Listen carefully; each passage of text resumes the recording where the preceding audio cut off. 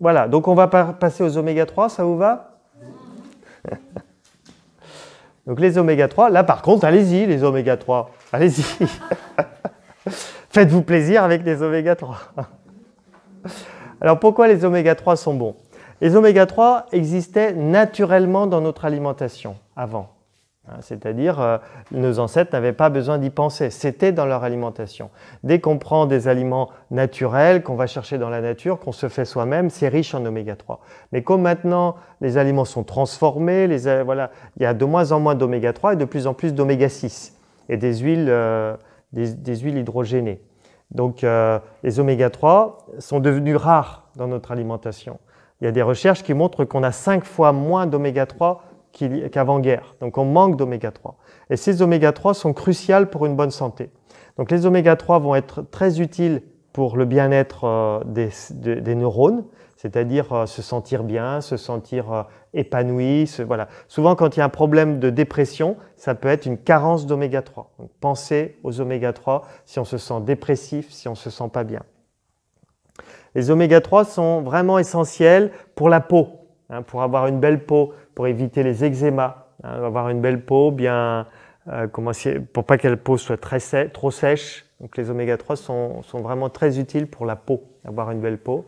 Pour avoir aussi une bonne santé cardiovasculaire, c'est-à-dire pour la fluidité du sang, pour que les artères et les veines soient suffisamment souples.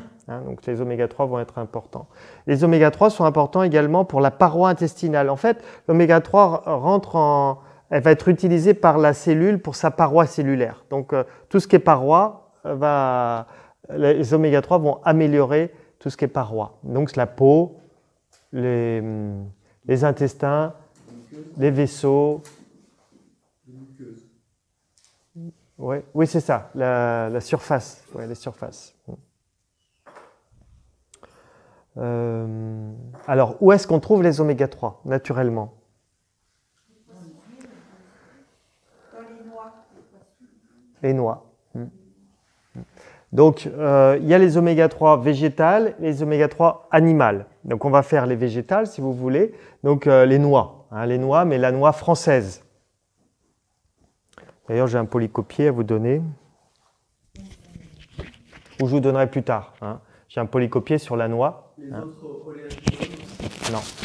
C'est la noix, vous savez, la noix de Grenoble qu'on appelle, mais c'est la noix française. La noix qui ressemble à un cerveau. On l'ouvre, ressemble à un cerveau.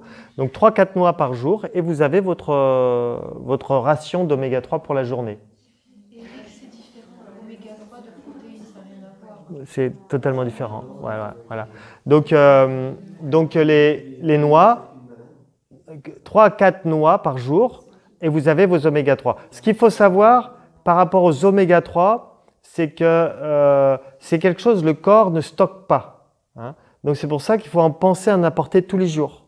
Parce qu'on a été habitués, nos ancêtres ont été habitués à l'avoir quotidiennement dans leur alimentation. Donc le corps n'en fait pas de réserve. Donc il faut en apporter tous les jours. Donc c'est des noix. Dans le monde végétal, vous allez avoir aussi des oméga 3 dans les huiles, vous avez dit. Donc ça va être les huiles de noix, par exemple, l'huile de noix, l'huile de colza, l'huile de lin. Mais l'huile de lin rancit très vite, oui. Voilà, les huiles. L'huile de chia. Voilà, l'huile de chia. Voilà.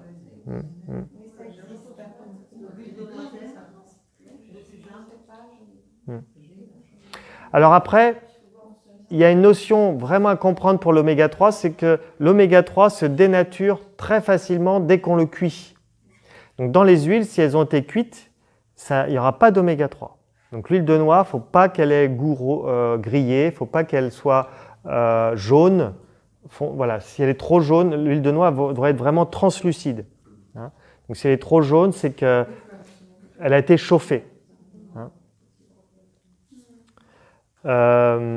Voilà. Après, l'oméga 3, on va le trouver en grosse quantité dans les graines de chia. Donc, si vous n'avez pas de noix, trouvez des graines de chia. C'est des petites graines que vous pouvez mettre dans vos crudités. Ça vous apporte des oméga 3. Pas trop cher. La soupe, c'est par jour? Oui. C'est soit graines de chia, soit des noix. Il faut que tu penses à apporter quelque chose. On peut en prendre plus que ce que tu Comment? Bien sûr. D'overdose possible. Ça s'équilibre. On peut peut-être faire une overdose d'oméga 3, mais en général, on est plutôt dans le sens inverse. On est plutôt en manque d'oméga 3. Mais c'est pas de la graisse, si par exemple je fais 15 mois d'affilée, je vais pas me dire, tiens. Non. Après, c'est un peu calorique, non, quand même? La noix est calorique, mais c'est de la bonne calorie. Ne vous embêtez pas trop avec ça. Ce qu'il faudra plutôt éviter, si tu as un problème de poids, c'est plutôt les féculents. Réduire les féculents. Hein. Alors, ensuite, les oméga 3, vous allez trouver ça dans les légumes verts, les crudités variées. Hein, crudités variées, surtout le pourpier. Hein, si vous avez du pourpier, bon, c'est rare le pourpier, c'est difficile à trouver. Mais la mâche, par exemple, les légumes verts, hein, on va en trouver un petit peu. Ce n'est pas en très grosse quantité, mais un petit peu. Les légumes verts, de manière générale, la vert, le pourpier. Il y en a plus dans le pourpier. Pourpier, c'est comme la mâche, mais beaucoup plus épais. C'est gorgé d'eau. On en trouve de temps en temps, mais c'est rare.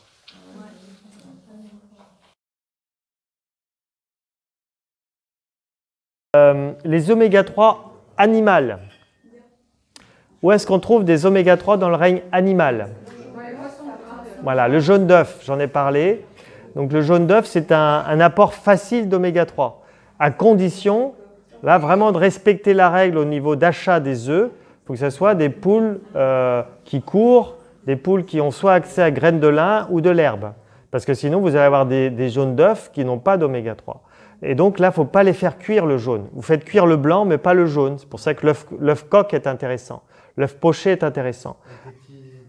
Avec des mouillettes, voilà.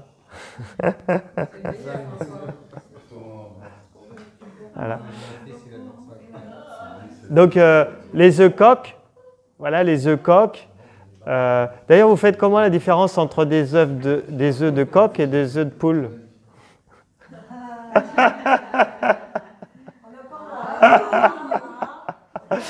Ah mais j'ai eu mon fils et mon neveu avec ça, ils ont cherché pendant 20 minutes, c'est quoi la différence un œuf de coq et un œuf de poule? Est-ce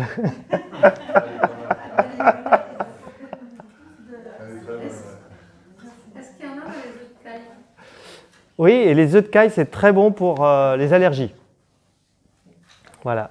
On m'avait dit que le jaune, c'était pas bon du tout. C'est pas vrai, c'est très bon. Et le blanc aussi, c'est très bon. Donc je sais qu'il y a beaucoup de théories qui disent qu'il faut manger un jaune sans le blanc sans le jaune. Un œuf, c'est un œuf, ça reste un œuf. Voilà. C'est le jaune des blancs. Voilà. Mais dans le blanc, il y a plein de...